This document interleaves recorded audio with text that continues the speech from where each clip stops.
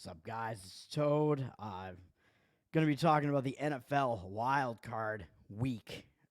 The playoffs are finally here, and unfortunately, I'm getting this video out maybe about a day late because the two plays that I took, the numbers have moved a little bit. I mean, one, I guess, a little bit more significantly than the other, although one of them is kind of ticked up onto a key number more than the other one has. So I'm going to talk about all these games and what I think about these games, but hopefully at least it's some decent information about which way I at least lean in some of these games, but let's get to it.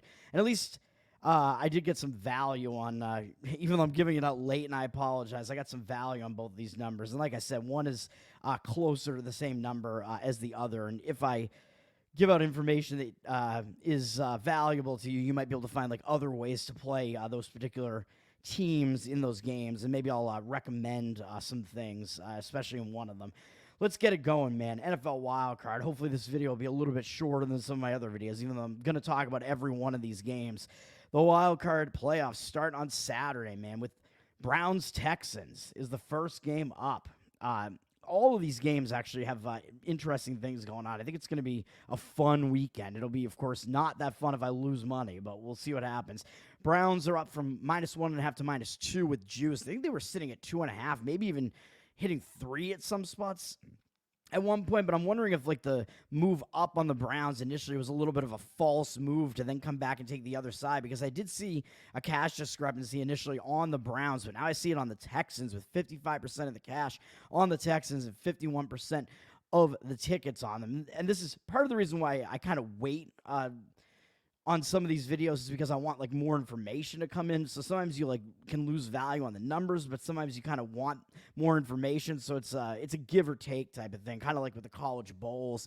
But with the NFL, it's 1 week thing. So it's a little bit different, I guess. But still, you have lines just kind of moving all over the place for various reasons.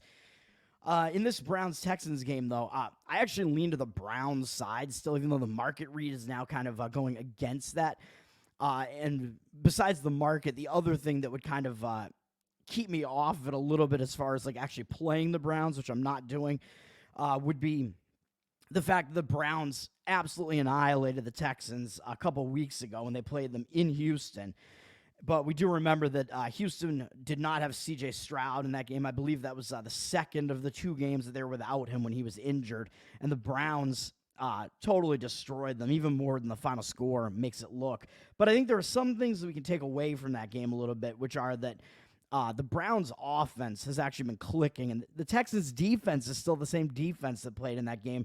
So on the one hand, you might think, well, the Texans' defense is going to be able to make adjustments based on that previous game. But on the other hand, is it like something where there's like a bad where it's kind of like a bad match? I mean, in a few of these games, I'm actually going to be leaning to the side of teams that actually won the first matchup between the two teams during the season as well. So I think when you get into the playoffs, revenge is not really as much of a factor, even though you could argue a team is going to be able to make adjustments when they see that team again. But yeah, that's true. But even so, I think that like both teams are going to be focused, and they're going to like be pretty prepared for this. So I think that gets thrown out of the window a little bit. I lean to the Browns for a few different reasons here. One being that they have the way better defense. I think that is important.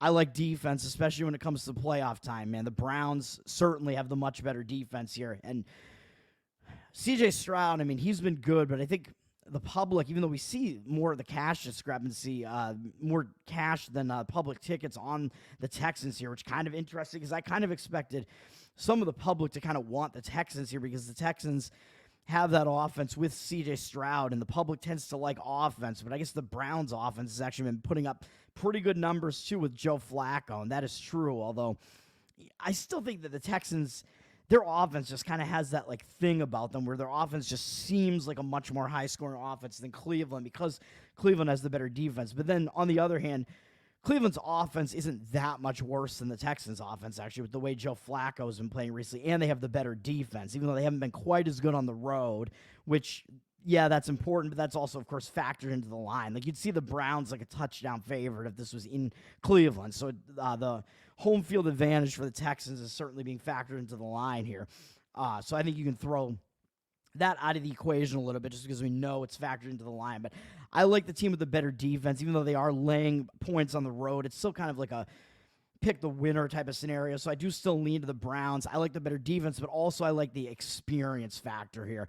When you get into the playoffs, man, experience is a pretty big factor, and the experience is going to be on the side of the Browns here. Joe Flacco, he's January Joe, man. I don't know if it's being overstated a little bit. I don't know if that many people really remember his playoff days with like the Baltimore Ravens, where he did have a really good defense behind him when he was on the Baltimore Ravens as well. But he has a really good defense here too, and he's been playing really well. He does not look his age, really. He's got some good receivers on that team. The running game has been fairly good, even without Chubb. Chubb's been out for a long time at this point. So Joe Flacco, he's January Joe because his playoff performance in his career has been quite good. I believe he has like 15 touchdowns and 5 interceptions in his playoff career, which is pretty good. We know he won a Super Bowl with the Ravens back whenever that was, the early 2010s maybe. He's back, baby. Joe Flacco is backo, and Joey Tobacco. I lean with the experience and the defense there. And the Browns, they have Jim Schwartz, man. He is a very good defensive-minded coach, their defensive-minded coordinator. He's their defensive coordinator. I think he's going to put some stuff together to keep Houston's offense in check a little bit there. I think he has the ability to do that. He can scheme against offenses like this. You have like a season worth of footage now on C.J. Stroud, and rookie quarterbacks have not fared very well, even though C.J. Stroud is probably not the ordinary rookie quarterback. He is one of the best. He's had one of the best rookie quarterback seasons ever. That is true. But this is still playoff time. Maybe that's still being a little bit overstated, and he's still going into like an unfamiliar environment, even though he will have the home crowd behind him. He's still facing one of the top defenses in the NFL here. And when he faced other top defenses in the NFL, like the Jets this year, he did not look as good. The Jets really made him look bad. And that was the game he got injured in, but he played most of that game. And he had a really bad performance in that game. And the Browns defense, of course, did well against the Texans without C.J. Stroud, but that was with Case Keenum. But the Browns defense was so good in that game that the Texans took Case Keenum out and they put in Davis Mills or whatever. So that was just a mess of a game for Houston. The Browns defense is certainly for real.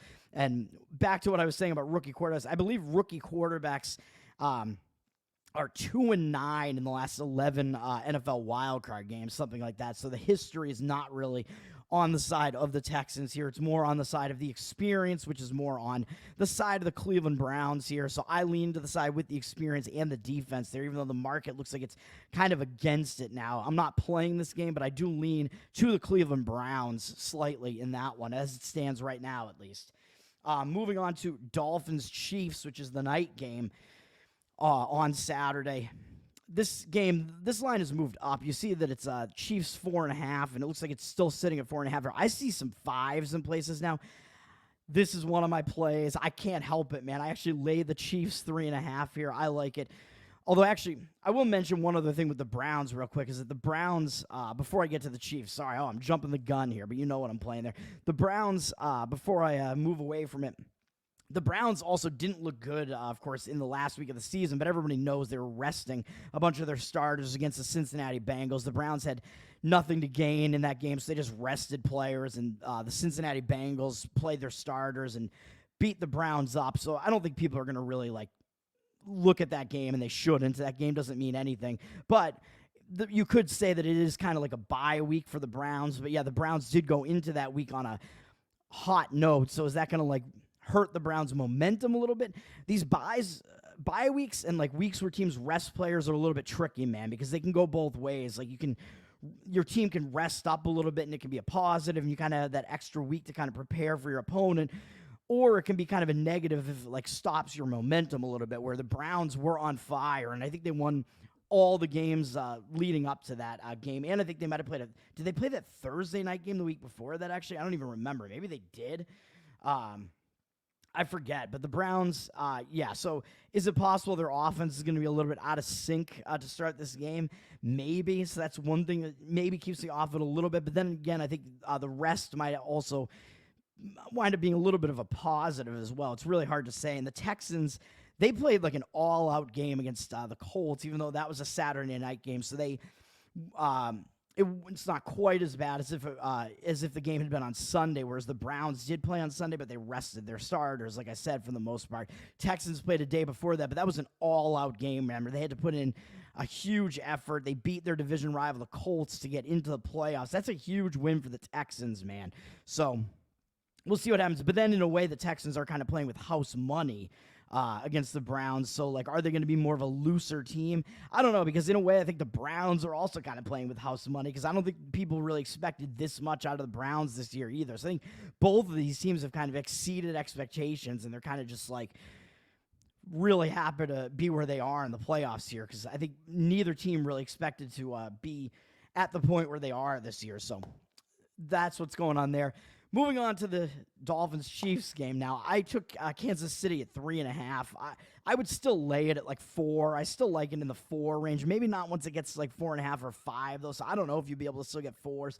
4s were still out there earlier today, though. I'm actually surprised it's up to like 5 in some spots now.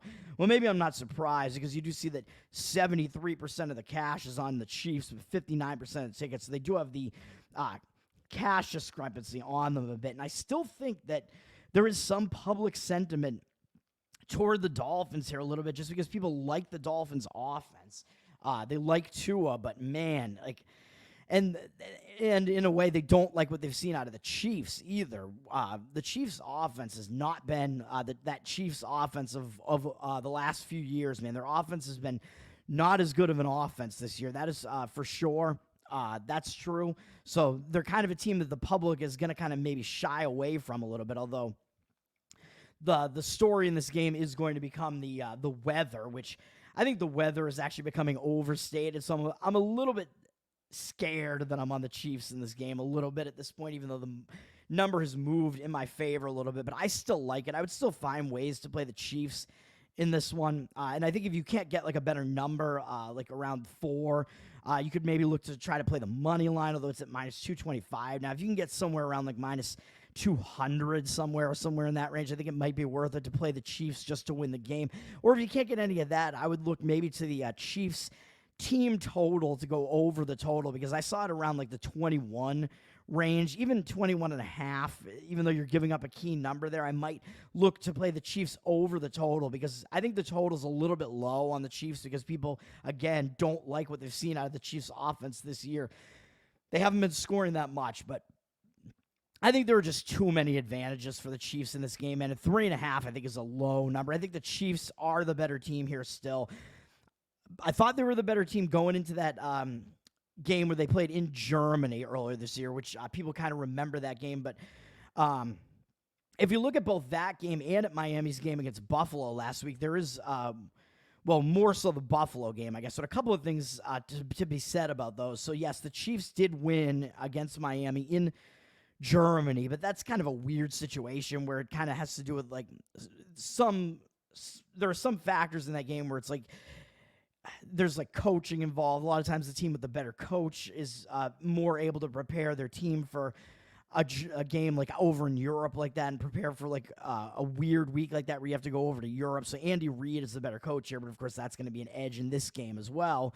So that might have had something to do with it. But the Chiefs were winning that game 21-0 in that game, man. But the Miami Dolphins, they made a lot of adjustments in the second half. And Andy Reid, one thing that he does is he takes his foot off the gas. Like, he runs the ball too much. He slows down the game too much with the lead a little bit too early in the game, and kind of thinks that the game is in the bag. So that's kind of the one knock on Andy Reid, even though he is a Super Bowl winning coach. There's that one kind of knock on him that he does that, and that's what happened in that game. But the Chiefs' defense still played really well in that game. So I think that's the main takeaway there, is the Chiefs' defense is actually pretty good, and they're the better of these two defenses, and the Chiefs held Miami's defense down and held them enough down such that the Chiefs scored 0 in the second half of that Germany game and still won the game, 21-14, even though they almost gave it up, I guess. And the game statistically wound up being pretty close, I think, between the two teams, even though Kansas City was looking like they were kind of running away with it early in the game. And I liked Kansas City in that one. The line was only like 1.5 somewhere, maybe 2 on the Chiefs in that one, so 2 on a neutral. So I think that I leaned to the Chiefs in that one too. I think the Chiefs are the better team, and of course, we all know everybody talks about Miami. How Miami isn't good against when they have all these step up games. They tend to lose every single one of them, and the only one that they won this year was that home game against Dallas, where, as I keep pointing out, Dallas had that play where Tony Pollard on the opening drive kind of whirlwinded around and didn't get into the end zone. They wound up fumbling the ball over when they should have been up 7-0, and that really changed the complexion of the game quite a bit. And Dallas still should have won the game really towards the end of it and lost on some long field goals. So still, Miami, that's their only win against a playoff team this season. They're 1-5 against playoff teams. So I'm going to throw some stats out here that there are just way too many edges for the Chiefs here, man. I'm sorry. As much as I think the public sentiment is a little bit on the Chiefs as well, I'm not sure that it's on the Chiefs enough and that all of these factors are actually being stated enough, because people are going to be talking about the weather, which I'll talk about in a second, and maybe people are factoring that in too much. But even so, I think when you look at all the factors in this game combined, it just looks like there are so many advantages for the Chiefs. It's just ridiculous. So as much as the public sentiment might be on them, and I hear almost nobody wanting the Dolphins here, and that would tend to make me want to be on the Dolphins. There's no way that I'm going to do it in this game. Obviously, I'm on the Chiefs in this, so it's just too much going on here. So not only has Miami failed to play well against really any of these opponents that they've stepped up against, and they haven't beaten any AFC playoff team this entire year. But of course, people do know that. But again, with this line at 3.5, even if it's at 4.5, I still think it might be shortchanging the Chiefs a little bit, because the Chiefs are a 2-point favorite on a neutral, which I think is fair. I think they're maybe about 2 points better than Miami on a neutral. I think that's about fair. They have the better defense, especially with the state that Miami's team is in right now. So then you give them Arrowhead home field, and I think home field at Arrowhead in conditions such in conditions that are going to be the case, I don't even know. I can't even speak right now, man. I'm sorry. In such conditions that they're going to have on Saturday here, I think it's just too much of an edge for the Chiefs. I think you got to give them pretty much the 3 for home field here. So I think probably somewhere 4.5, 5 is a fair line for the Chiefs in this game. Even though the knock on the Chiefs is that they can't score. So it's can they cover a number? I think in this case, there are just too many edges, and I think that they should, and they will. So not only is Miami really bad in these step-up games, they haven't done well. And of course, we just saw them lose to the Bills for a second time. And in that game, man, I was on the Bills in that one, and as I pointed out in the daily video I did after that game happened, the Bills completely destroyed Miami in that game, dude. It was not close statistically at all. It was 500 yards almost for the Bills to 200 something for Miami. The Bills were just throwing the game away, and they were making crucial turnovers. They had so many trips into the red zone, 3 trips into the red zone that resulted in no points, another trip inside the Miami 30 that resulted in no points, including that one where they got down right to the goal line at the end of the half and bad clock management. The Bills were leaving so many points on the table. They should have won that game by 3 scores, really. That game was total domination by the Bills, and people that watch that game might think that it was a close game, and they just look at the score, see the final score. Well, Miami's competitive, man. They played really well against the Bills, who are a tough team. Miami competed in that game.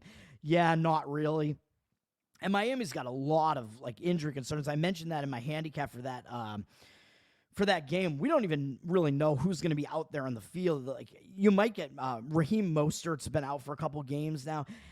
You might get him back in this game, but then again, once you get these players back, you're going to have to shuffle them back into the lineup, and that might throw your offense off a little bit. Waddle might be coming back in this game. I'm not really even sure. Tyreek Hill, as I mentioned, he was in a walking boot coming into that Bills game, and he had that weird house fire situation. But if you watch the end of that game, Tyreek Hill was limping around at the end of that game, man. His leg is definitely not 100%, so he might not be 100%. And of course, he's going to be kind of the story of this game, because it's Tyreek Hill's return to Arrowhead, and he's going to want to play well.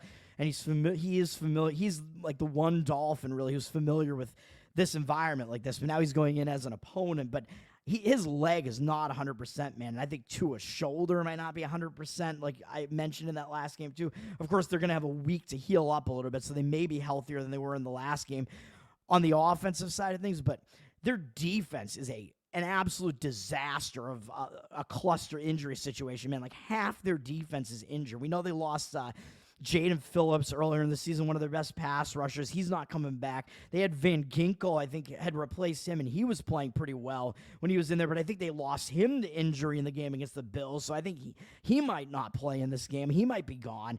They had gotten Baker back, I think, who was one of their top linebackers after he went down, I think, in the first game against the Jets this season. He came back late in the season, and then he got hurt again. I think he got hurt in the Bills game too, and I think he's gone again, so he's out.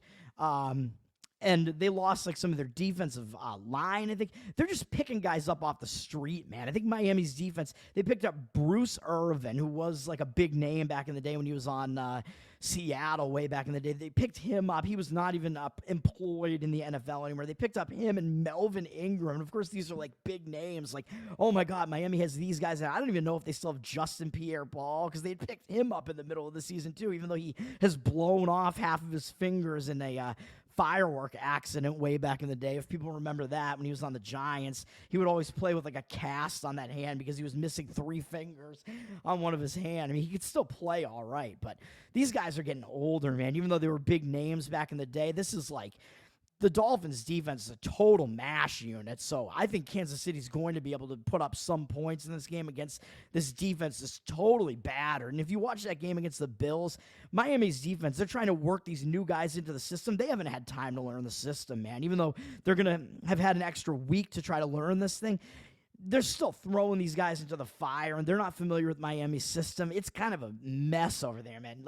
These guys were running into each other on the field during the game, and the game against the Bills. It is not a good situation. The Bills, even though they only put up 21 points, they were just shredding Miami's offense. They were moving the ball downfield easily every time. They only punted once in the game, and it was all red zone turnovers, and they should have been scoring.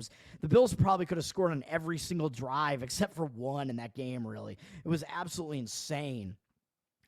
Miami's defense is so beaten up, and they're without Xavier Howard as well. As that his name was one of their better players in the secondary, and they're without Bradley Chubb because he tore his ACL in the Ravens game. All these guys on Miami's defense are out, man. It's crazy how many players they're down on their defense now. So so many factors lining up against Miami, and I haven't even gotten to the weather yet. And now let's do that, because this is the piece that everybody's maybe factoring in too much, but all that other stuff I just talked about has to factor into this game. Besides the weather, and maybe even before I get to the weather, you got to factor in experience. I don't know if has Tua played in the playoffs yet, because I know Miami was in the playoffs last year, but they were without Tua in that game against the Bills, and they did play pretty admirably in that game with Skylar Thompson, I think, at quarterback. But even so, they don't have that much experience. And this is a Chiefs team that, of course, has plenty of playoff experience. They got Patrick Mahomes. They got all these guys on this team, a lot of players that are back from the Super Bowl team, decent amount of players at least. Andy Reid, Super Bowl winning coach. They got a lot of experience. They got the experience edge on their side, man. They're a tested team. They've won games in these playoff environments many, many times. And that leads me to, and Patrick Mahomes has had a pretty good playoff record. I don't know, what is his playoff record? It is definitely good. His playoff record in Arrowhead has got to be really good, right? I can look it up right now, probably. Patrick Mahomes' playoff record at Arrowhead is he's 11-3 in his career in the playoffs. I think that includes road games. 9-2 at home. Patrick Mahomes 9-2 in the playoffs at Arrowhead. And then now we get into the weather aspect of this. This game is going to be, I think I was even overstated. Oh, sorry. I'm going to be on the Eagles in the next game. Sorry, I'm giving that one away. Oh, my God. Well, you might not know which side I was going to be on. This game is going to be 1 degree at game time. When I looked before, the weather prediction was that it was going to be 15 or 16 degrees with a 0 degree wind chill. Now it's 1 degree with minus 15 wind chill. Even though it is going to get into the night, it's a night game, so the wind might be a little bit less of a factor in this game than it will be in one of the other playoff games, which you probably know what I'm talking about. Oh, God. This is going to be such a cold weather game, and it's going to be one of the coldest games that maybe on record. It's just absolutely ridiculous. Even if we say it's just going to be 0, not even factoring in the wind chill might drop it to minus 15. Of course, these players are going to have coats. They're going to have heated seats, whatever. I think Arrowhead has a heated field. I don't think it's expected to snow. It's just supposed to be brutally cold. But even so, This is a warm weather Miami team, and I think Miami is they've lost 10 games in a row in 40 degree weather or less. 40 degrees, and this game's going to be 0. But this is the thing that everybody's talking about. So maybe people are overhyping the weather a little bit too much, but you can't ignore it, man. You cannot ignore that Miami's a warm weather team, and they're 0-10 in their last 10 in 40 degree weather or below. Tua, I believe, is 0-4 in 40 degree weather or below. And Patrick Mahomes is 4-0 in like 15 degree weather or below. And I think if you look at his record in like 40 degree weather, it's like, I don't know, something really good. It's like the inverse of what I think it's like 11-2 or something like that. It's like the inverse of what Tua's is, basically. So it's like, it's absolutely crazy. The advantages that Kansas City has. They are used to playing in the cold. They are certainly a cold weather team. Mahomes has done it before. He's been in this type of environment before. Miami, a warm weather team going into it. This Miami team, man, I don't think they have resolve, man. I think we've seen it the last few weeks. They got embarrassed by Baltimore, even though Baltimore's a really good team, and they didn't really bounce back from it. That was a big game that they played against Buffalo, and even though Buffalo's good, Buffalo really demolished them way more than the final score looks, and Buffalo demolished them twice. Miami didn't do well when they had that step-up game against the Eagles either. Miami, I don't know, man. It's possible they might just wind up packing it in at this point. They might be a deflated team at this point, even though they might get some of their offensive players back. Their defense is so beaten up at this point, and I just don't know, man. I don't know if they have the coaching to do it. McDaniel, I mean, I don't know. He's kind of a funny guy, but I don't like the way that sideline has looked recently. I just don't like it.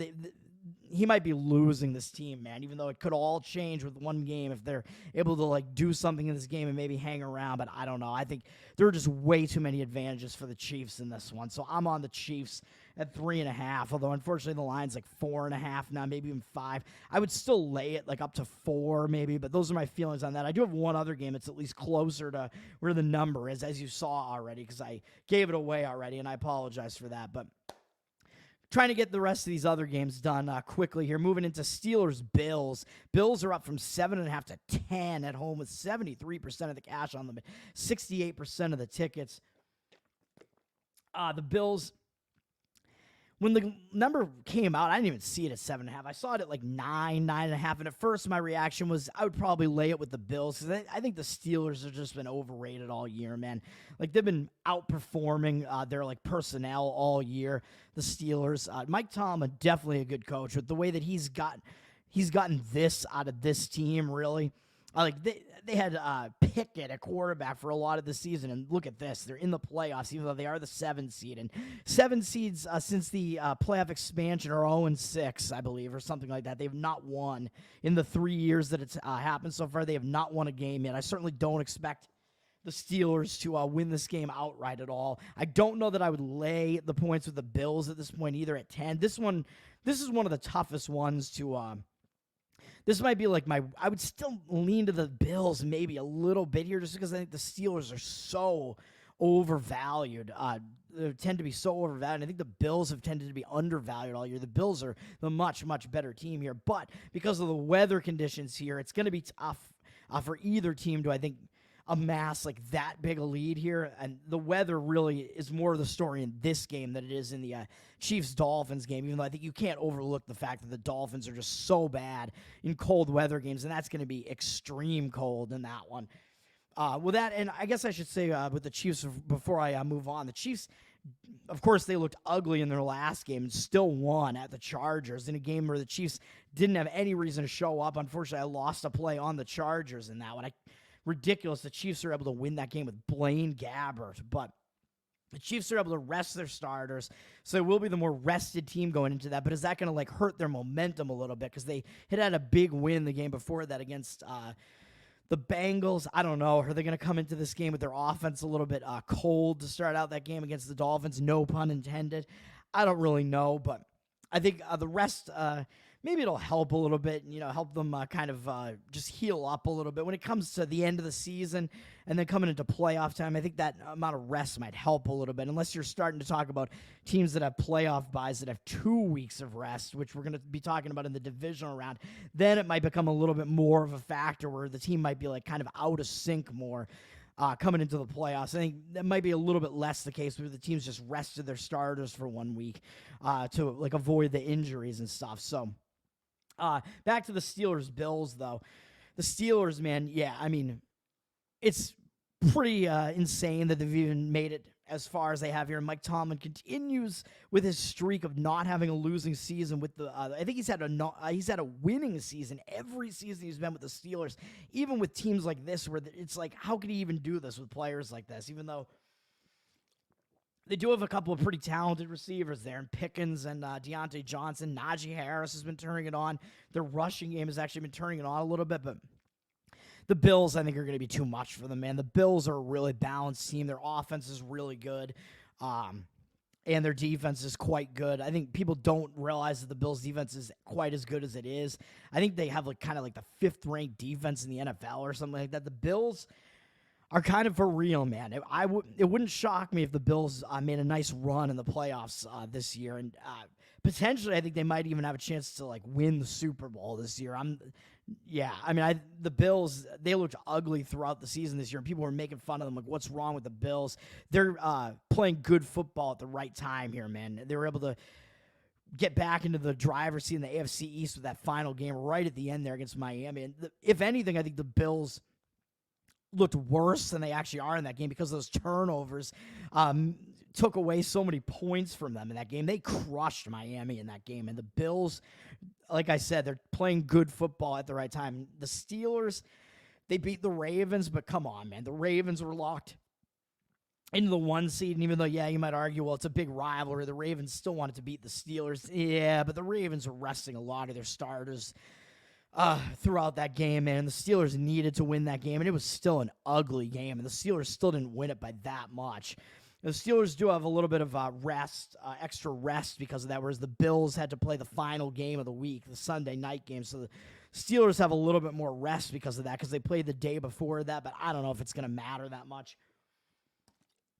I'm certainly not going to play this game, but mostly it's the weather that would be the factor here. I would tend to lean to the Bills a little bit, except for the weather.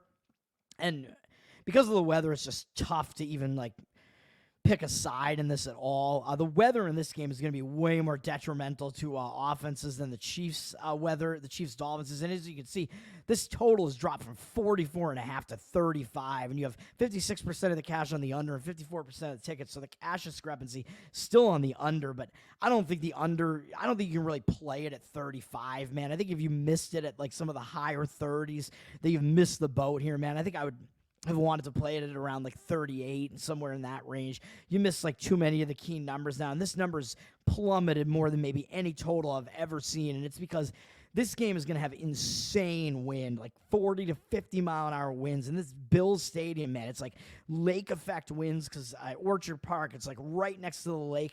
And they have a stadium that just lets the wind right in. It's like a wide open stadium where the wind just comes right in and it has massive effect on this game. I think it's going to affect the passing game. It's going to affect the kicking game. I think you're going to see these teams having to run the ball a lot, and you might argue that might be an advantage for the Steelers to maybe come within this number here. I don't know, maybe, because the Steelers do have a little bit of the better rushing attack there, but the Bills do still have the better defense and are the better overall team, and Josh Allen has the much more powerful arm, so if anybody's going to be able to throw the ball like in this type of weather at any capacity, it's going to be him and not Mason Rudolph, and Mason Rudolph is a rookie. He's not a rookie. He's playing his first playoff game. He's certainly not a rookie. Misspeaking there, but he is playing his first playoff game, and that tends to not bode well for a quarterback on their first playoff game, especially when it's on the road in a horrible weather environment like this. At least the Bills might be a little bit more used to playing in rough conditions like this than the Steelers are, but it's going to be tough, and I think it's going to be snowing in this game as well, so it's just going to be just awful weather, just crazy weather in this game, man. Not as cold as it's going to be at the Chiefs game. I think this game is going to be maybe in the 20s, low 30s, but below freezing, I guess. So maybe high 20s or something in that range. But even so, the weather is going to have an impact on this game. And we'll see how much of an impact it does. Like I said, I think like you've missed the boat on the total at this point. If you wanted to play the total, like I think all the value's been extracted out of it. As soon as people saw what the weather is going to be like, this line just crashed. Like the books had to move the line, knowing that was what was going to happen. So I just can't get involved in this game in any way, really. But maybe if you can find some like team totals to go under, like that might be a way to play this game there. But other than that, I think it's just a stay away. I could see the Steelers scoring so little in this game that the Bills might really not even need to score that many points to win this game. Like it could wind up being like a 20-3 final or something like that. I don't know, man. But I expect the Bills to come out of here with a win, even if it gets a little bit dicey because of the weather.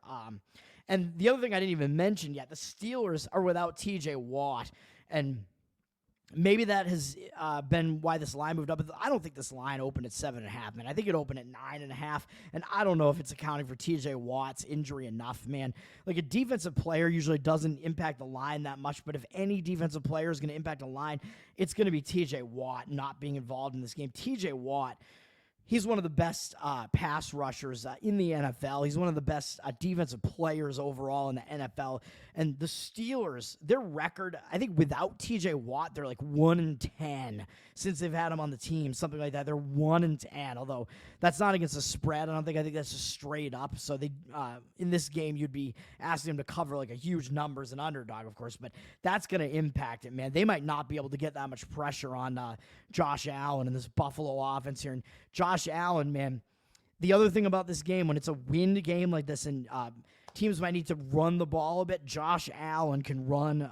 He's a mobile quarterback. He can run with the ball, and I think that might be a factor in this game. But if you want to play this game in some way, you might be able to find like a Josh Allen like rushing yard prop and play that over, because with the wind like this, I think he's going to need to be moving around quite a bit. And with TJ Watt out for the Steelers, I think the Steelers might not be able to stop Allen from picking up enough yards on the ground himself to cover a prop like that. So if you're a prop guy, that might be a way that I would look in this game too. If you want to have some action on this game, I might look to Josh Allen rushing yards going over the whatever I don't know what the number is though, but I would guess, what would it be, like in the 40s maybe? I don't even know. Even that maybe seems a little bit high. I don't know. I actually have no idea. I'm not a prop guy, so I don't know. But I might look to get involved in some way like that. So it's kind of the way I look at that. That game is going to be really weird. It's going to be a crazy weather game. The games that are not going to be crazy weather games, all of these remaining games here, I would say, I think. Packers-Cowboys. Cowboys are... So 3 games on Sunday here. Steelers, Bills in the 1 o'clock slate. Packers, Cowboys in the 4:30 slate Eastern. Cowboys sitting at 7, down from 7 with juice. It might have been 7.5 initially as well. Cowboys have 77% of the tickets and 70% of the cash, man. So the cash discrepancy is on the Packers. And, you know, I keep talking about these quarterbacks playing for the first time in the playoffs. It tends to not be a good proposition to be on that team. So Jordan Love is playing in his first playoff game for the Packers, and he has been hot down the stretch. The Packers, people might not think the Packers have been that good this season because they saw them like really kind of struggling for a stretch there in the middle of the season. They really did not look good at all, and they were like losing games they probably should have won, not looking good, making mistakes. But Jordan Love has started limiting those mistakes, and they've looked really good down the stretch. I actually lean to the Packers in this game because both of these teams have looked pretty hot down the stretch. They've been playing pretty good football, both teams. But I think the main thing here is that the public is going to be on the Cowboys because they are the Dallas Cowboys. They're the name team, and people know that the Cowboys only have 1 loss at home this year. I think they've been really good at home. They've been covering almost every number at home, but they didn't cover against the Lions in that game, although they had chances to cover that. I think they had a chance to go up 2 touchdowns near the end there and kind of blew that, and then they had the touchdown lead near the end, and of course we know what happened with that weird ineligible receiver 2-point conversion play at the end of that game where the Cowboys escaped in the end there. So I don't know. The Cowboys are now coming off an easy win over Washington to finish the season and win the NFC East for the first time in quite a while, I think so. On the one hand, the Cowboys do have the experience here. Of course, they have Mike McCarthy in there. They have Dak Prescott. He's played numerous playoff games. But, of course, the knock on the Cowboys is that they're choke artists in the playoffs, and they continuously lose in the playoffs. But the public is on the Cowboys here, man, just because they're the name team and people like the way that they've looked this year. People think they're over the hump now because they won the division. They've looked really good. They beat the Eagles down the stretch. They were able to overtake the Eagles, win the division. They're winning almost every game. They look really good. They're really good on offense. That's all true, and the Packers' defense is not good, really, especially against the pass. So I think the Cowboys will be able to score points against the Packers, but I don't know if the Cowboys' defense is going to do that well in this game either. I think this game is going to be in a roof stadium. I think you might see some points be put up on both teams' part in this game. I would kind of expect that to be the case in this one. Packers' defense, not very good, and Cowboys' defense, fairly questionable as well, I would say. So even though they were able to slow the Lions' offense down in that game, I don't know, man. But we'll see what happens there. But the Cowboys, I just think it's a lot of pressure on the Cowboys, man, because everybody's talking about, well, this is finally going to be it, man. The Cowboys finally won the division. They're playing the Packers. Of course, the Cowboys are going to win. The Packers are a 7 seed. The 7 seed hasn't won a game yet since the playoff expansion. The 7 seeds have done horribly. I don't expect the Cowboys to actually lose this game, but I lean with where the market is here. I think the Cowboys are public, and they're probably laying maybe a point or two too many in this game here. I think the Packers might be able to come within this number here and cover it. I'm not playing the game, but I think the pressure is on the Cowboys, man, because they're the Dallas Cowboys. They're expected to be here. They have lofty expectations every year. Year in, year out, the Cowboys are supposed to win. They're supposed to do it. But the Packers, they're playing with house money, man. Like I mentioned with some of these other teams here, the Packers not really expected to be here. Even the Dolphins, I don't think, are quite playing with house money in their game against the Chiefs, even though maybe they might kind of have that aspect to it because they've been so beat up and banged up down the stretch and losing a few games near the end there. But the Dolphins made the playoffs last year. They have that really high-flying offense. They were winning the AFC East for a long time in the middle of the season. I think they expected to actually be hosting a playoff game at this point. So I don't think the Dolphins really have that kind of we're playing with house money type of feel to them here. I think the Packers do, because the Packers had low expectations this year, man. Aaron Rodgers is gone. We don't know what we're going to get out of Jordan Love. They were kind of dodgy in the middle of the season, sketchy in the middle of the season. Now they're here. They're in the playoffs. They got nothing to lose, really. Nobody expected them to be here, really, especially without Aaron Rodgers to start the season. With Aaron Rodgers in his last year with them last year, they fell one win short of the playoffs last year. Now with Jordan Love, they're in the playoffs. I think they can just play a loose game, man. The pressure is definitely going to be more on the Dallas Cowboys here because everybody is expecting them to do good things every year, and they just constantly fall short.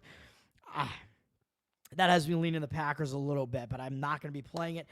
And then Rams-Lions in the night game there on Sunday. This is one of the tougher games. Besides the Bills game as far as the side is concerned, this is the toughest game to gauge in this one, man. One thing is, I don't know if I've seen a single person, one of the out of the talking heads who don't know what they're talking about, and the people who actually do betting shows and stuff like that, and even some of the professional bettors. I don't think I've seen a single person on the side of the Lions in this one. So even though my initial reaction was to lean the Rams a little bit here, and the Rams do have the cash discrepancy, 69% of the cash and 64% of the tickets. They're the public side as well, man. The Rams they've become too much of that, what's the term I'm looking for? When it's kind of like a team in college basketball where they're that trendy team in the playoffs this year. It's kind of like you have those trendy teams coming into the tournament when you have those in the NCAA basketball tournament. When you have those trendy teams like that, I think the Rams, they're that team, man. Everybody's talking about how the Rams, they're going to be able to beat the Lions because they're the Rams. And some of the reasons for that are true. Some of the reasons that people are giving where people are saying, well, the Rams have Sean McVay and Matthew Stafford. They have the experience. That is true. So those are the reasons why I can't play the Lions in this one, because normally when I see everybody just saying Rams, Rams, Rams, we like the Rams, people are just saying the Rams are going to win outright. Everybody likes the Rams. The Lions are actually down from a 3.5 point favorite, or 3 with juice, down just a little bit maybe, but still kind of sitting at 3 with juice or 3.5 there. But everybody's just saying Rams, Rams, Rams. And people are saying the Rams might even be like a dark horse to get back to the Super Bowl because they've done it before. They did it recently. Yeah, they did with Matthew Stafford. Aaron Donald is still there, one of the best players on their defense. Sean McVay, really good coach. That is true. People love what they've been seeing out of the Rams offense down the stretch with Cooper Kupp back in there and Puka Nacua. And they got Kyron Williams at running back, and he's come from out of nowhere and done really well. But Williams and Nacua are rookies, man. So the one thing I would say, even though I like the fact that, yeah, the Rams have the Super Bowl winning coach, the Super Bowl winning captain of the defense there, and Super Bowl winning quarterback. That's all true. They have the experience. But you can take a little bit away from the experience that the Rams have, because they're also, on average, the youngest team in the NFL, because so many of the other players, there's been a lot of turnover on this team since that Super Bowl win, man. A lot of these guys have not been there, and that includes some of the guys that are like rising stars here, like Nacua and Williams. They have not been in an environment like this before. So are they going to like take a step a little bit back in this game? I don't know. But the Rams do have a lot of youth on this team that doesn't have as much experience as the more experienced guys on the team. So really it's a mix on the Rams team, even though I do agree that experience factor is more on the side of the Rams, because the Lions are not used to this situation at all, man. The Lions are hosting a playoff game now, so they're not used to this. So that does kind of like have me hesitant to play the Lions a bit here, because normally I would want to be against that trendy team that the Rams are here. I'd want to go against them. But the Lions, I think this is the first time they're hosting a playoff game in, I don't even know how. I don't even remember them hosting a playoff game. Like maybe back when they had Barry Sanders, where they got into did they get into the playoffs with Sanders even? I don't even remember. I remember the Lions maybe being in the playoffs like once or twice. Like, I guess with Matthew Stafford, they hosted one playoff game with Stafford when he was their quarterback there. I don't know, but the Lions are going to be in uncharted waters, man. So that, I don't like that aspect of it. The Lions, there is that aspect of it. But then here's the thing, though. Jared Goff, correct me if I'm wrong, but Jared Goff was the quarterback for the Rams when they played in the Super Bowl against the Patriots. Is that correct? They had Goff quarterback then? Do I have to look that up? Let me look that up quickly. I believe it was it Goff in that one? I thought it was, even though he really didn't play well. Yeah, it was Goff, even though he didn't play well in that game. Yeah, so Jared Goff, he's not an experienced quarterback. At least when the Rams made that Super Bowl run, Jared Goff was on that team. So they do at least have that going for them. But a lot of these other guys are guys that this is going to be new for the Lions. So they're kind of in uncharted waters here. Dan Campbell, it's uncharted for him. And he's kind of been a bit of a bonehead, not just because of not making sure that his player, offensive lineman was able to get, even though I think it was more on the refs in that one against Dallas, that weird 2-point conversion play where he didn't make it clear that he was coming in as an eligible receiver. But Dan Campbell, man, one of the stupidest things that he did, I think, was playing his starters in the last game against the Vikings, where he's like, I'm playing my starters, man. We can get the 2 seed. I'm like, really? Because for them to get the 2 seed, they needed to win, and they needed Dallas to lose to Washington. As if that was going to happen when Dallas needed to win that game to win the NFC East, and they were like a 14-point favorite. And right out of the gate, you knew that they were ahead in that game right away. You knew that you were basically locked into the 3 seed. So why is Dan Campbell playing his starters? That's idiotic, and he was getting some of them hurt. Sam Laporta, one of the best tight ends in football this year, even though he would be another guy who wouldn't have really experience in a game at this level before either, but he's been really good as a tight end this year, really good offensive weapon. I believe he tore his ACL in that game. He's out. He's definitely not playing in this game. I think he's out for the rest of the postseason, however far they get. So really stupid on Dan Campbell's part to get some of his really good offensive weapons like that injured. I don't know if it's going to be that much of a factor in this game, but still stupid and still a factor. And I believe one of the Lions' wide receivers is going to be out in this game too, which is Khalif Raymond, I believe, is going to be out for this game. So they have a couple of offensive weapons down. They will still have Amon-Ra St. Brown, who's one of the best wide receivers in football, of course. So, I mean, they're still going to be able to score points for sure. Like, I think both of these teams are going to put up points. Both of these defenses have not been good, and both of these offenses have been on fire. So I expect a lot of points scored in this one. And obviously, you can see that I believe this is the highest total of any of these games. It's in a roofed stadium, and you have two defenses that aren't good and two offenses that have been lighting up the scoreboard. So I do expect a lot of offense on both sides in this one. But as it is right now, I slightly lean to the Lions here, man, even though the Rams do have maybe the experience edge there a little bit, and it's uncharted waters for the Lions, and I don't like that aspect of it, which is why I'm certainly not going to bet on it. I'm not going to play this game, but the thing that here's the thing, everybody in this game is talking about, because it's Stafford Goff, not only are the Rams like way too trendy, and I don't like that at all. I don't see like anybody wanting the Lions here, even though the Lions haven't done that much wrong, really, down the stretch. They've played fine. I think they've exceeded expectations, really. They've been quite good this year, one of their best seasons ever.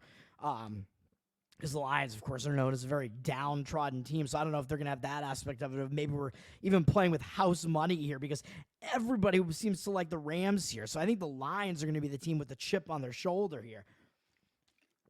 Even though everybody seems to be talking about, because it's the Stafford Goff ball, and of course everybody knows they're the two quarterbacks that were traded for each other. Basically, there was that swap after the 2020 season, it was maybe something like that. After Goff had been in the Super Bowl with the Rams made that trade that got Stafford away from the Lions, and then they won the Super Bowl with Stafford.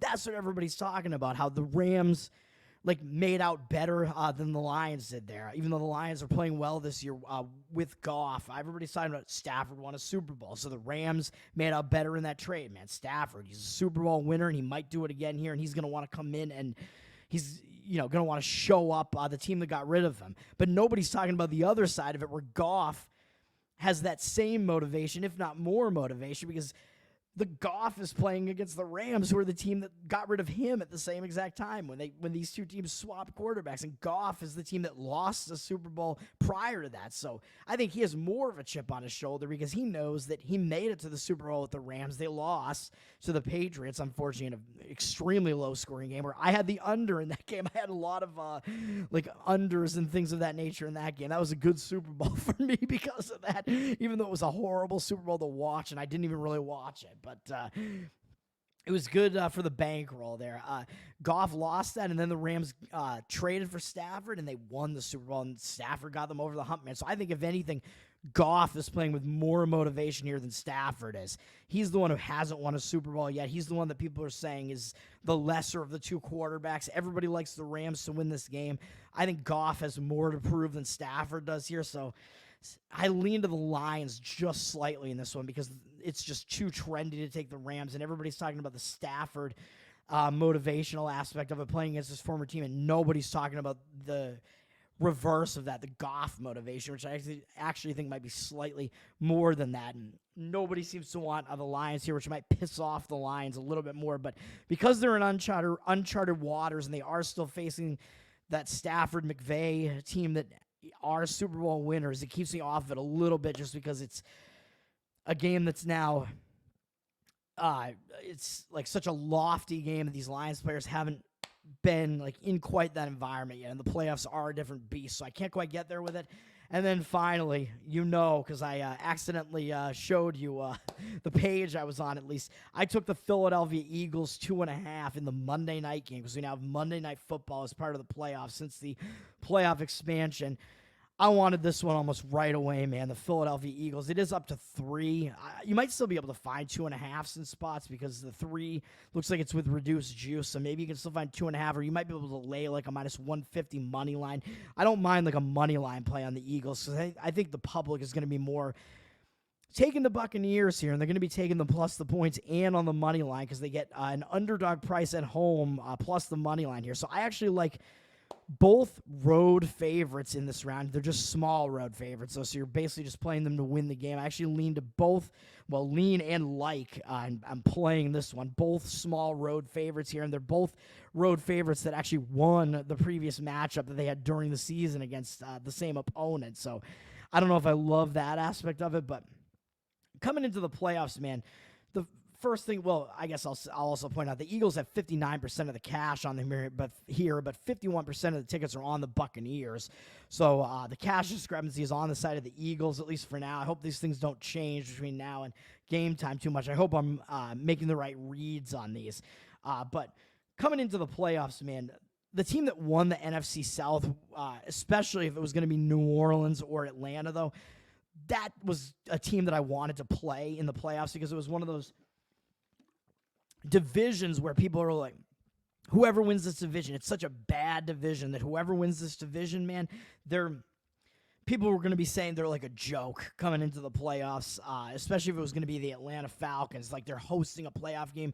The narrative was going to be this team shouldn't even be here. They won the NFC South. The NFC South sucks.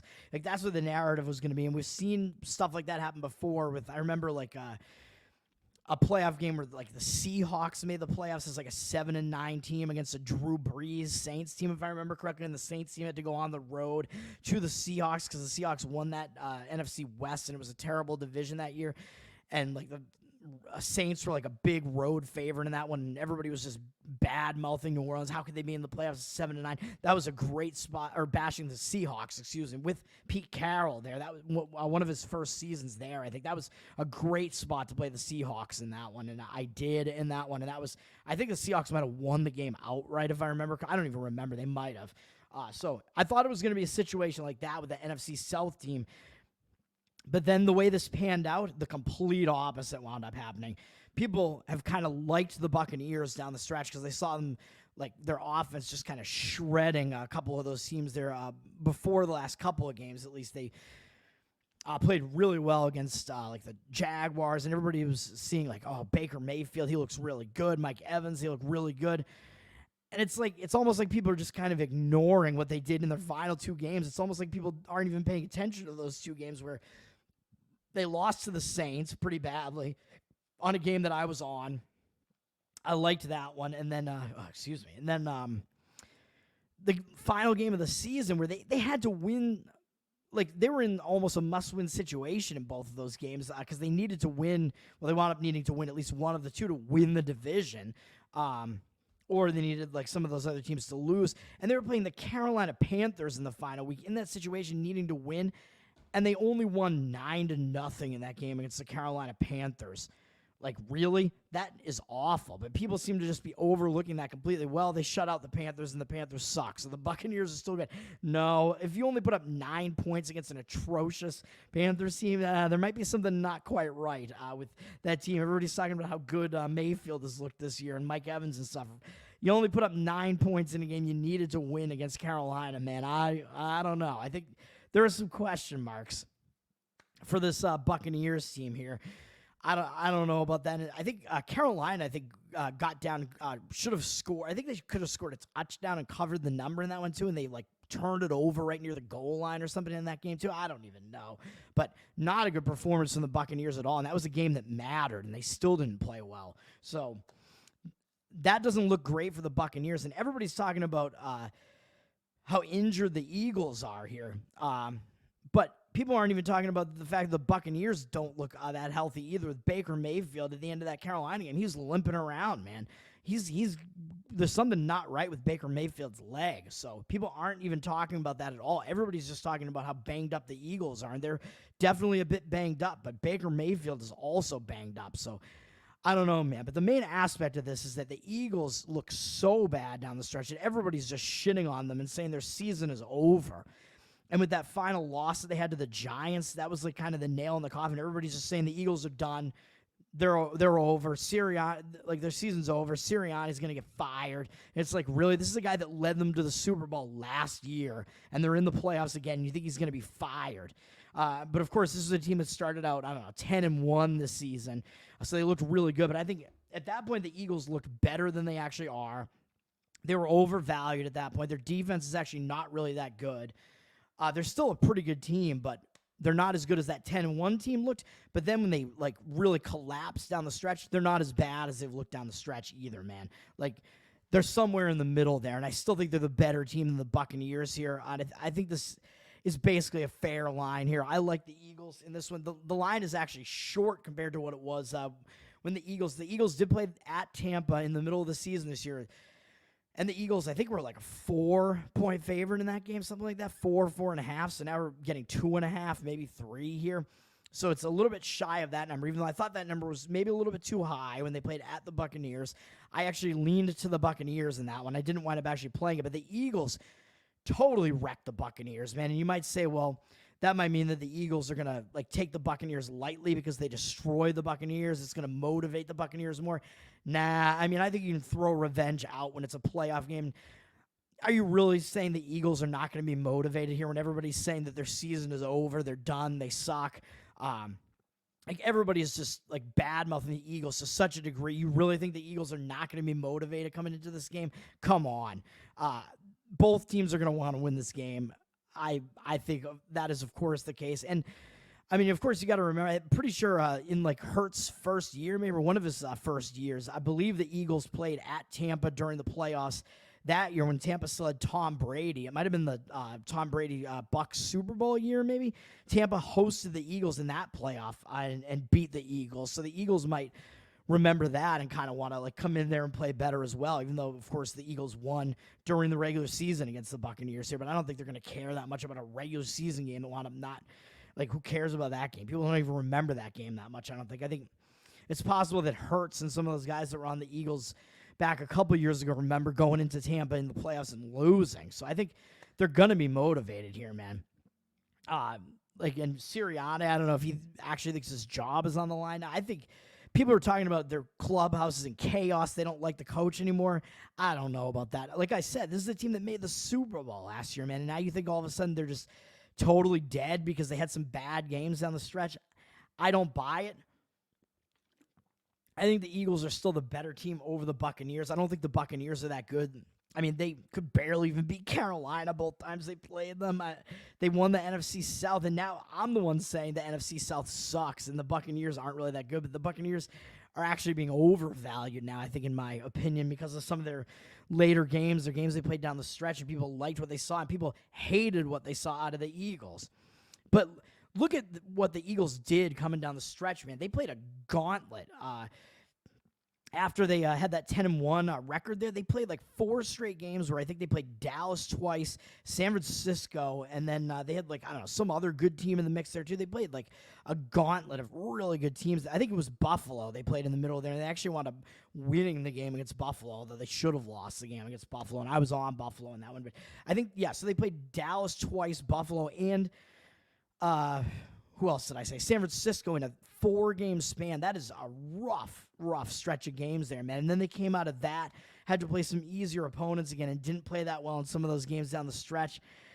But they were coming out of that like total gauntlet of games, and they got beat up a bit in those games. Like, I don't know if you can really fault the Eagles that much.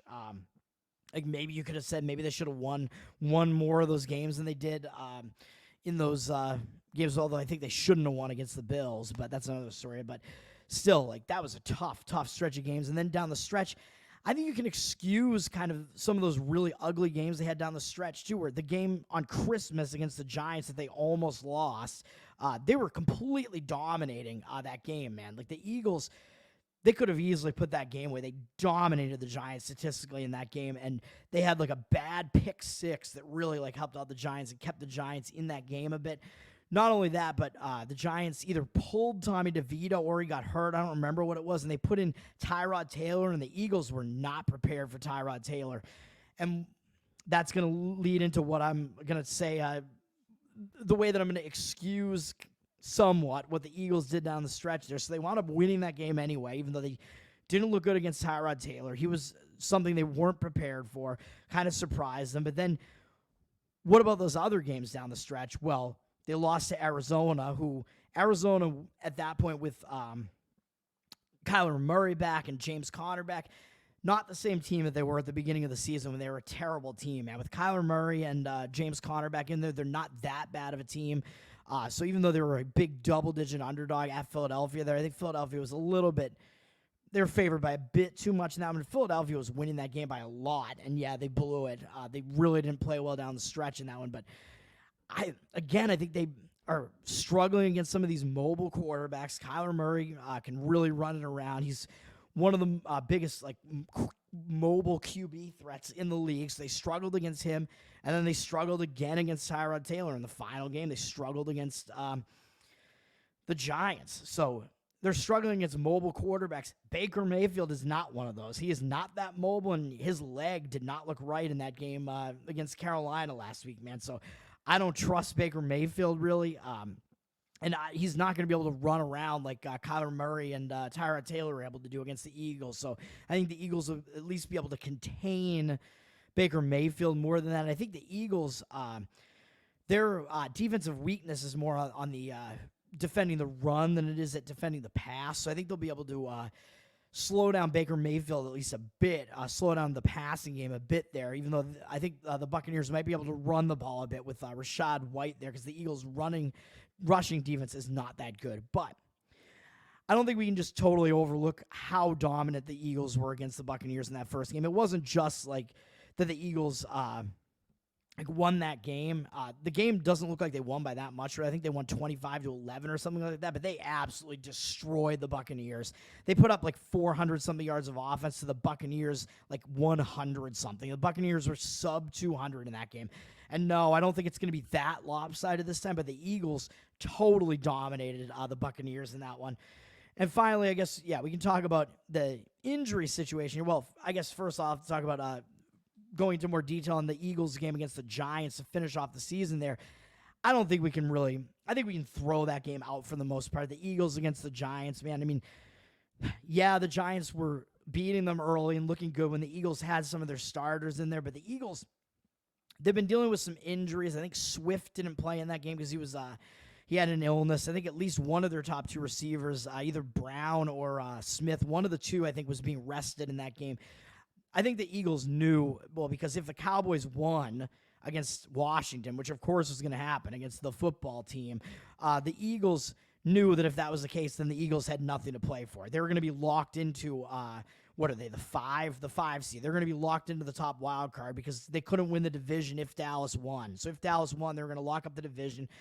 Dallas was winning early. Of course, Dallas was going to beat Washington. So the Eagles at that point, they basically did not have anything to show up for against the Giants. And the Giants had something to show up for because, of course, the Giants, that's their final game. They're playing the Eagles. They want to show up. They want to play well against their division rival there. Those two teams hate each other. So the Giants, they knew they weren't going to be playing again beyond that week, so they showed up. And like I said, the Eagles haven't been good at defending these mobile quarterbacks either, with Tyrod Taylor in there, giving them some problems as well. So the Eagles, they didn't really have that much motivation in that game to begin with, but then they took out their starters pretty early in that game too, and Hurts did get hurt in that game. He hurt his finger. So the Eagles, I'll get to it in a minute, they do have some of these injuries, but they did take all their starters out, so I don't think you can take much away from that game at all, man. They didn't have that much motivation to even start that game, and then their backups were in there. They had Marcus Mariota in there. Whatever, man. Like the Eagles, most of their guys that are going to be playing in this game were not in that game, okay? But now this is the playoffs. I think it's time to reset. It's time to take a step back. People are saying the Eagles are done. A lot of people are not even giving the Eagles a shot in this game. I think they're at least going to win this game, man. Baker Mayfield, I think he's in a little bit uncharted territory here. What is he 1-1 in the playoffs? I don't even know. I think he played in the playoffs a couple games with Cleveland, but it's kind of like whatever. You're facing an Eagles team that has more experience than that. Jalen Hurts and these guys, a lot of these guys have been in the playoffs a couple of times, even though the Eagles did change their defensive and offensive coordinators this season. So the coordinators they had for the Super Bowl run last year are not there. And yes, that is a factor, but this is still, they do have some of those key components. I believe the head coach is still the same too. It's Sirianni, right? Yeah, I mentioned that already. He's still there as a head coach. Hurts is still there. These guys are still there. The guys that made the Super Bowl run last year. So the experience factor, it matters in the playoffs, and that's going to be on the side of the Eagles here. So I like that aspect of it. And I think that people are overstating not only how bad the Eagles look down the stretch, which I just explained, but they're overstating the Eagles' injury concerns, man. So we'll start with Swift, as I already mentioned. Swift didn't play in the final game against the Giants because the Eagles probably knew that they were going to wind up being the 5 seed, so they didn't have that much to play for, and he was sick, so they rested him. Pretty sure he's playing in this game, so they will have Swift. He'll be playing in this game. Jalen Hurts dislocated finger on his throwing hand. I believe the middle finger on his throwing hand, and that's not nothing for sure, but this is the NFL, man. They pump these guys up with whatever, and this is the reason I played on the Chiefs last year, because it was just Mahomes' ankle. Everybody was saying Mahomes' ankle, man, Mahomes' ankle, whatever. Like, I took the Chiefs last year multiple times. I think in the game against the Buccaneers, the game against the Bengals in the playoffs last year, and in the Super Bowl, because I thought people were just continuing to undervalue the Chiefs because of Mahomes' ankle injury, and you saw he was fine. Like, he was able to work with his trainers. This is the NFL, man. You got the trainers. You're getting pumped up with painkillers and all this stuff. You're going to be all right. Hurts, I think he practiced already this week. He seems to be saying his finger's, like, fine. Like, I think he'll be all right. It might affect his throwing a bit, but I think he's going to be okay in this game. I think that injuries being people are overstating these injuries a bit. They're overstating that one, and I believe they're overstating Devontae Smith's injury as well. I believe he practiced already this week, so I believe he is going to play in this game. Forgive me if I mix up Devontae Swift and A.J. Brown, man. I'm sorry, because I constantly confuse the two. I apologize. I'm sorry. I forget which one has which injury. I'm sorry. They're both wide receivers on the Eagles. Smith, I believe, practiced already, and he had an injury, but I believe he will be playing in this game. I think the biggest question mark is whether A.J. Brown, I believe I'm getting it right, one of their two wide receivers, A.J. Brown, I believe, is the biggest question mark, who, as of today, hadn't practiced yet, but we still have until Monday, man. So you have extra days off. I think that's going to help the Eagles, too. They're not playing one of these earlier playoff games. They're not playing until Monday night. So the team that is the more banged up, which is the Eagles here, that's going to help them. I think they're going to have the extra time, and they were able to take that extra time off in the second half of the game against the Giants, whereas the Buccaneers were not. And I don't think that's going to make their offense go. I mean, how could you go colder than, like, losing all these games? Like, Eagles had lost multiple games in a row. If rest is going to help anybody, it's going to be an Eagles team that has a bunch of injuries and has looked like crap in their last couple of games. It's going to help the Eagles, man. This extra rest that they had at the end of the Giants game and coming in, not having to play this game until Monday night, I think it's going to help. It's going to help the Eagles get more right. People aren't even giving the Eagles a chance. I like it. This is my longest video to date, man. I'm going into detail with all these playoff games. Hopefully you get some good information out of that. Those are my two plays, though, in the NFL, and the line has moved a little bit, and I apologize for that, so maybe there might be other ways to play these games. You might be able to still get some value on these. Hopefully I gave out some other ideas for how to play some of these games. I am on the Kansas City Chiefs -3.5 and the Philadelphia Eagles -2.5. I like those. I think the Chiefs just have so many advantages in that game that it's just too much to overlook, man. And the line's just not really accounting for all the advantages they have in that game. I think it's just too much, even though people are maybe overvaluing the weather a little bit. I don't think it's factoring into the line enough. And I think there's just too many factors in that one. Miami, too many cluster injuries on the defense. Their whole defense is a cluster injury at this point. So that's what I think about the Kansas City one. And then the Philadelphia Eagles one, I just think nobody's even giving them.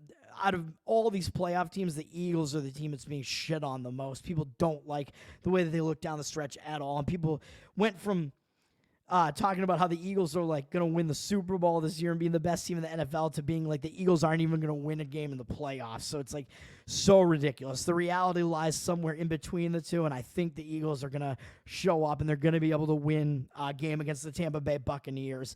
Maybe not advance further than that in the playoffs, but I think they're going to be able to at least get it done in this one. So I'm Tower Gang Toad, man. That's my NFL wildcard video. You can follow me, Tower Gang Toad, on Twitter or X. I don't like calling it X at all. For my political shit posting, sports takes, and all of that type of great shit, I guess. I don't even know at this point. And also follow the guys at flapper.net, FLAPPR.net. They are the world's finest smut blog. They talk about sports as well. They do political shit posting as well, and they talk about sexy women, which is what we all talk about. So have a good one, man. Enjoy the first week of the NFL playoffs. Let's get it done. I'll have daily videos coming out every day as well. It's going to be a loaded college basketball Saturday as well. I love when college basketball gets into conference play, man. I tend to do better with the conference play betting, and I just love the lead up to March Madness.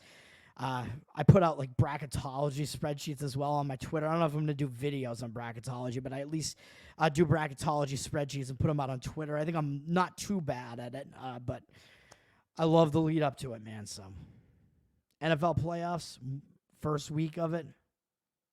Let's make some money this week. It's a hard week to bet it for sure. The lines are always so tight in the NFL. It is really difficult. So we'll see what happens. Hopefully we do it. Peace out, man.